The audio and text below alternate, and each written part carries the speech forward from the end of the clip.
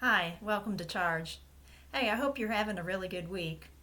While you've been home the last few weeks, I know that a lot of you have a pet, and I hope that you've had time maybe to spend some time playing with your dog or cat, or if you don't have a pet, maybe you've spent some time just watching some birds or animals outside your window, or been outside and noticed some. I want you to think for a minute about a favorite animal. If you had to pick one and say, that's my favorite animal, what would it be? I have a book here that has some pictures of animals, and I'm guessing this first one is one that nobody picked. Let's see. That's Porcupine. Well, a porcupine is probably not your favorite animal, but a porcupine has some special ways that it takes care of itself. God created a porcupine not just with those sharp quills to keep danger away so that enemies couldn't attack it, but he also made that porcupine a really good tree climber. He has some features in his feet that just make him so he can climb and hang on to branches really well in a tree. Let's see what else we have.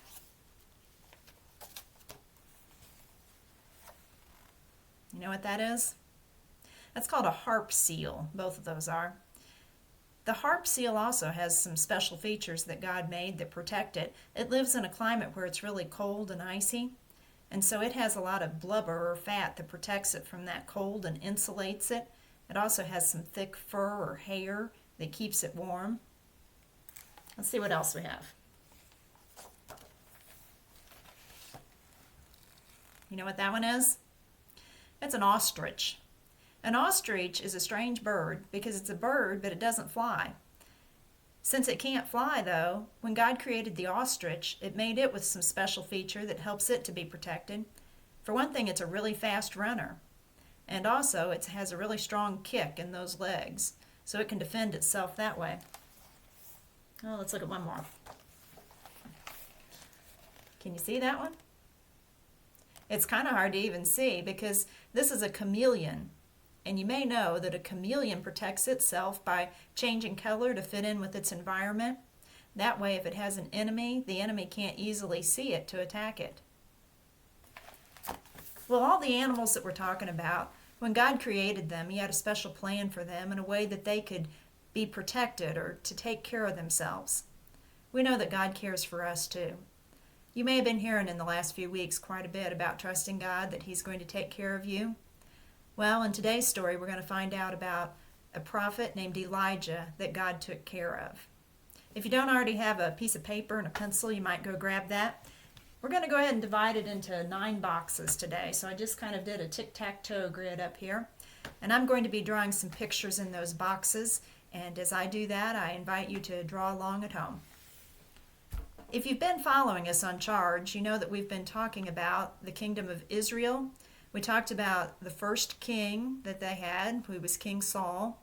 He was followed by King David, and we learned that he was a man who really loved God and trusted God. David's son Solomon was the next king that we learned about, and Solomon was very wise. Well, over the years, Israel had a lot of kings, a lot of different leaders. Unfortunately, a lot of them were not like David. They didn't really love God in that way. They weren't like Solomon. They didn't have the wisdom that he had. And it led to a lot of problems. In fact, the problems with Israel grew so strong that Israel actually split and it divided into 2 nations. I'm going to write the word Israel at the top here because Israel was the name of the nation that stayed in the north in that kingdom. And then in the south, they had Judah was the name of that kingdom that formed.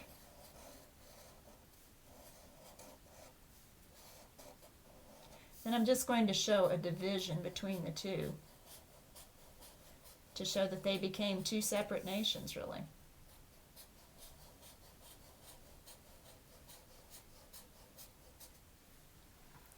Well, over the years, because there were many kings who didn't obey God, who didn't trust him, God sent prophets to send messages to these kings to try to point them back in the right direction, to try to show them that he was the true God, the one that they needed to worship and to obey.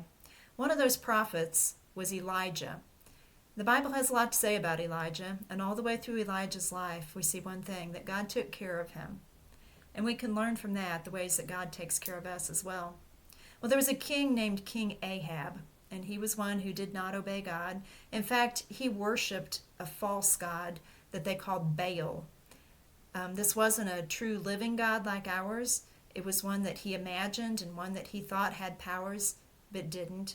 And so God sent Elijah as a prophet with a message to Baal, or not to Baal, but to King Ahab, because he was worshiping Baal.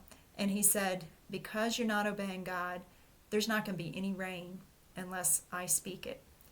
He said, the rain's going to stop, so I'm going to show a raindrop here, and I'm going to exit out. And if you think about it, if there's not any rain, it's not going to be long until there's not any food, because you can't grow crops, animals can't survive without rain. So I'm going to draw I think I'll draw a hamburger here to represent the food that was also going to stop.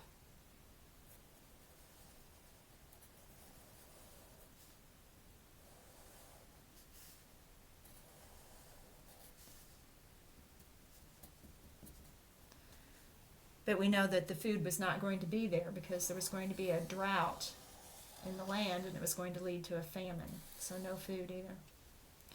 God told Elijah, though, that he was going to care for him, that he was going to make sure he had what he needed. And so he sent Elijah to live by a brook, which would be like a creek or a stream. I'm going to draw some water to show that he was going to stay by that brook where he would have water to drink. And while he was there, God sent birds that were called ravens who would bring food to Elijah to eat. So I'm going to use kind of the number 3 to represent some birds here.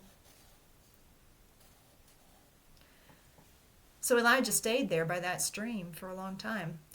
And finally, though, since there wasn't any rain, the stream dried up. There wasn't water there. Just kind of exit out there. So God told Elijah to go to another town, and he told him where to go, and that when he got there that he would find a woman, a widow. This means a woman whose husband had died, and so she was raising their son by herself, and that widow was going to take care of him. So Elijah obeyed God's plan, and he went to the town where God directed him to go. And when he got to that town, by the gate that led into the town, he saw this woman, and he said to her, bring me a drink of water. And she went to get the water for him. And as she was going, he called out after her, and he said, would you bring me some bread, too, that I could have something to eat? And she said to him, right now I was just out here picking up sticks and gathering up some things to make a fire because I was going to bake a loaf of bread. But it was going to be the last loaf of bread that I'm able to make because I'm just about out of flour and out of oil, and it takes those things to make bread. And she said, I was going to prepare this one last loaf of bread for my son and for me and eat it, and then we were going to starve because that's all we have. And Elijah told her, he said, I want you to go, and I want you to go ahead and fix the fire up and bake some bread, and I want you to let me have some bread first, and then you and your son will have enough to eat too. You need to trust this, that God's going to take care of this. And so she did. She went and she made the bread, and she brought it to Elijah, and he ate, and she looked and she saw there was still more flour and there was still more oil. And so she made food for her son and for herself too. I'm going to show the flour here. This would be like the jar that was holding the flour. Then I'll just kind of have some flour spilling out of the jar. Then for the oil, I'm going to use kind of like a teardrop shape, maybe an O at the bottom of it, and have some oil that represents spilling out of that. So Elijah stayed with this woman, and as long as he did, day after day, there continued to be enough flour and enough oil. It never ran out. God protected him. He provided for this family, including Elijah, the whole time. Finally, the situation without rain in the land became very bad, a dire situation. I'm going to go ahead and back up for a second here and draw that bread. They were able to have bread every day. They always had enough as long as Elijah was there with the woman. So I'm going to draw kind of the letter D here laying on its side, some steam rising off of it, and let that represent the bread. Okay, so the situation without the rain became very serious.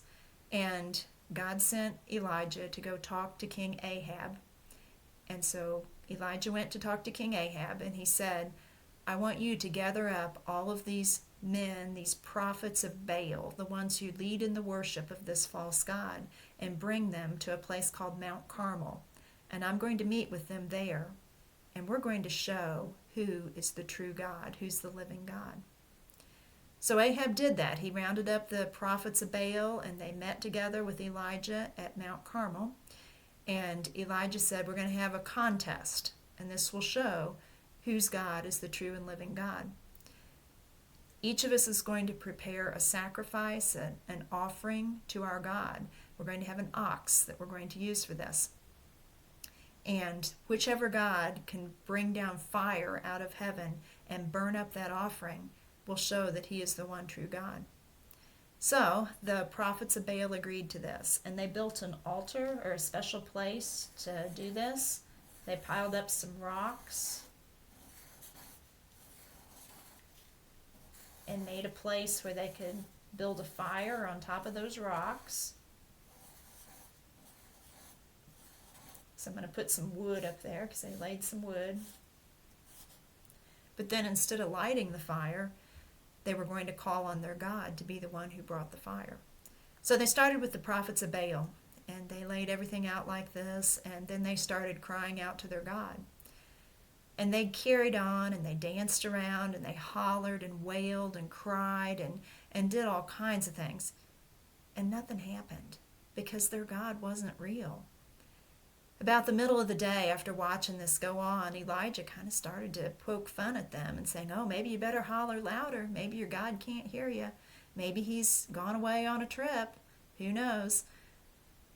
Because Elijah knew that the God of Baal that they worshipped was not going to send fire because it wasn't real. Well, after this went on all day, toward evening, Elijah stopped and he said, okay, gather all the people here, bring them in close, because I'm going to show them how this goes. He said, I want you to pour water over everything. And so they started bringing buckets of water, I don't know if it's buckets, jars of water, and pouring it over top of the altar. And if you know anything about fire, you know that if you want to start a fire, you don't start by pouring water on everything because water puts out fire. You can't burn wood that's wet. But that's what he did. He poured water on everything. So much water, they did it 3 times, that the water started to pool up at the bottom of the altar, all around it. Were like these trenches that they dug, and those filled up with water. Elijah was showing that he wasn't pulling any tricks. He didn't have any fire hidden. He wasn't going to sneak and do something tricky and start a fire.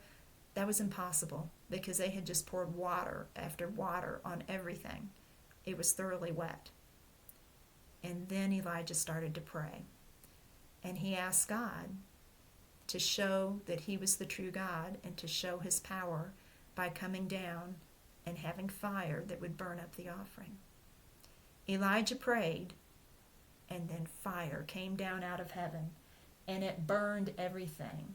It burned up the meat that was on top of the altar. It burned up the sticks. It burned up the rocks. It burned up the dirt around it. It even consumed all of the water that was there. I'm just going to draw a black hole here to show that it was all burnt up. Nothing left. Maybe some steam rising off of that there. Then the people saw this, and they said, the Lord is the one true God. This God that Elijah worships is the true God. Well, Elijah had the prophets of Baal come back, and they completely got rid of the worship of Baal in that way, got rid of those prophets. Unfortunately, it wasn't